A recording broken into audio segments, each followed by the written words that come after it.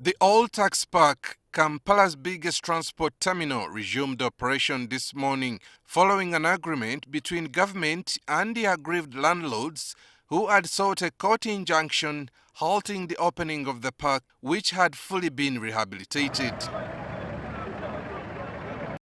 The State Minister of Kampala, Kabuye Kyofatogabye, says the purported land owners will be allowed to develop their properties under the newly agreed terms. And in the consent judgment, it was clearly shown and demarcated to them their plots.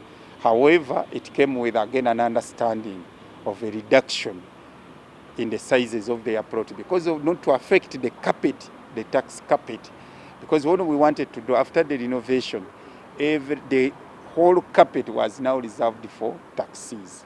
The minister adds that government is also considering buying off the plots. If perhaps in next year we get money, government gets money, then there's an opening and a discussion.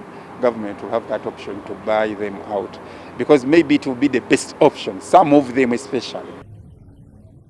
On the first day of reopening, all those accessing the old tax park were subjected to security checks and COVID-19 standard operating procedures.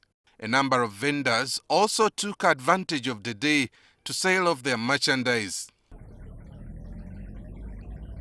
The deputy chairperson of the Federation of Uganda Tax Operators, Mustafa Mayambala, said the operators will ensure the safety of the travelers. Because there have been corny women there at the parks who were enticing the passengers and they rob them their money. So our team is there to see that there is no intruder in the taxi business.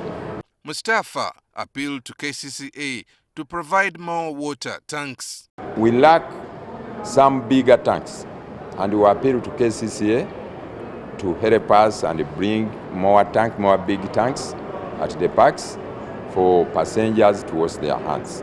With them, they have brought up that issue of having bigger tanks of water, and we are working on it. We are going to make sure that we deliver those tanks. It's in process, and this is where I call upon corporate companies, if they can also help us in whichever way possible, because it's not only bigger tanks, issues of soap. We're talking about over 100,000 people are to use that facility on a daily. The deputy spokesperson of KCCA, Robert Kalumba, says they will not tolerate in vendors who display their merchandise in the tax park carpet. So we don't expect someone to come with his nyanya and he pours them on the carpet in the park. We keep saying this to our friends, the vendors, that we have places in our markets.